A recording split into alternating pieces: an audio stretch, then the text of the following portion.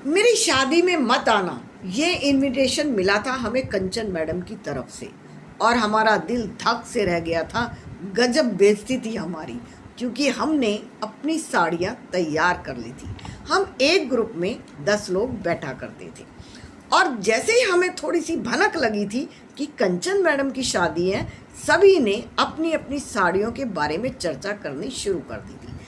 Fall लगा ली थी, किसी ने सिल्क की ली थी, किसी ने शिफॉन की ली थी। और हुआ क्या?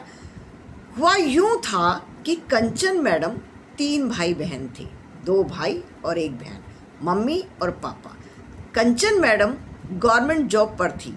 गवर्नमेंट सैलरी के अनुसार घर परिवार तरीके से चलने लगा था, लेकिन अंदर की बात किसी को नहीं पता थी। पापा कोई काम नहीं करते थे, मम्मी घर का काम किया करती थी। 2 भाई और दोनों ही नहीं कमाते थे। कंचन मैडम ने धीरे धीरे उन्हें एक रेहड़ी और पटरी की ठेलियाँ लगवा दी थी, जिससे वो फल फ्रूट देकर बेचकर अपना गुजारा करने लगे थे। एक दिन अचानक कंचन के भाई ने शादी कर ली, और शादी भी कैसी कि वो किसी लड़की को बिना किसी को कुछ बताए घर में ले आया था। जब वो घर में लेकर आ गया तो उसने घर में कहा कि मैंने लव मैरिज कर ली है, मंदिर में शादी की है। माँ बाप भी कुछ आनाकानी नहीं कर पाए थे और उन्होंने उस लड़की को घर में रख लिया था और कोई चारा भी नहीं था। 2-4 साल के बाद छोटे भाई ने भी सेम हरकत करी थी और सेम हरकत करके वो भी घर में इसी तरह से किसी लड़की को ले आया था कि मैंने भी मंदिर में शादी कर ली थी। अब उम्र के अनुसार कंचन ने 20 साल पूरे किए, 25 साल पूरे किए, 30 साल पूरे करे और धीरे धीरे उनके बालों में सफ़ेदी आना शुरू हो गया था और घर में किसी ने भी कंचन की शादी के बारे में कोई बातचीत नहीं की थी। उम्र निकलती जा रही थी और कंचन शर्म शर्म में कुछ किसी को नहीं कह पा रही थी। धीरे धीरे भाई भतीजों से घर भरने लगा था।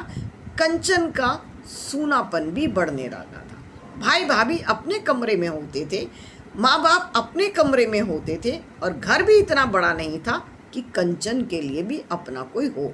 कंचन ही कमा रही थी, कंचन ही खर्चा कर रही थी, लेकिन कंचन के बारे में माँ बाप ने सोचना बंद कर दिया था, क्योंकि अगर उसकी शादी कर दी तो घर के सारे खर्चे बंद हो जाएंगे। माँ अच्छी तरह से जानती थी। माँ ने कभी शादी की बात नहीं करी थी। कभी कभी पिता कर दिया करते थे, लेकिन माँ उन्हें चुप करा दिया करती थी कि इस घर को कौन संभालेगा? क्या तुम करोगे इस उम्र में काम? तुम करोगे इस उम्र में काम, इस उम्र में कमाकर कौन लाएगा?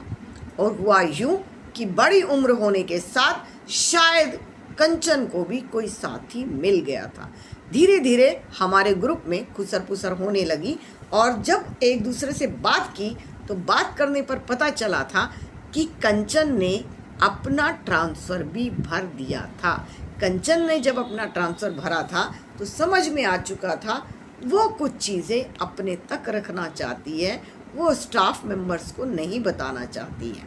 हमने देखा था जब कंचन विदा हो रही थी, जब हमें लगा था कि वो स्कूल से कुछ लेकर जा रही हैं, उन्होंने हमें नहीं बुलाया था, तो एक थैला था उनके हाथ में, सूटकेस नहीं था। ये हमने महसूस कर लिया था कि कंचन का अकाउंट पूरी तरह खाली हो चुका है। घर के खर्चे पर, माँ बाप के ऊपर, भाई भाभीयों के ऊपर, उनके अकाउंट में कुछ भी नहीं बचा था। खाली हाथ थी कंचन और शायद इस बात को वो स्कूल में छुपाना चाहती थी और बात छुप भी गई थी।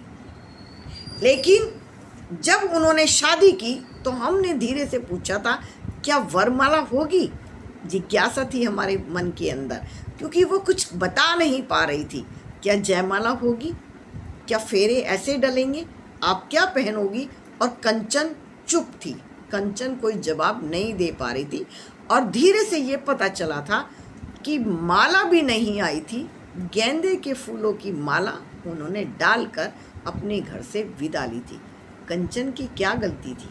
क्या ये कि उसने पढ़ाई की थी? क्या ये कि उसने नौकरी की थी? क्या उसे सही समय पे अपना जीवन साथी नहीं चाहिए था? क्या अपने भाइयों की तरह उसने गलती नहीं की थी? कंचन बहुत संस्कारी थी, बहुत आज्ञाकारी थी, शर्म थी, झिझक थी, जो वो माँ बाप से खुलकर नहीं कह पाई थी। कंचन ने घर परिवार संभाला था, जीवन साथी का भी हक बनता था। जिस उम्र पर उसे जीवन साथी मिल रहा था, उस उम्र पर तो हमारे यहाँ संन्यास ले लेते हैं पति पत्नी एक दूसरे से ऐसे रहते हैं जैसे काम करते हैं और निस्वार्थ रहते हैं। इस उम्र पर कंचन ने घर बसाया था। गलती किसकी थी? क्या माता पिता की, कंचन की या भाइयों की?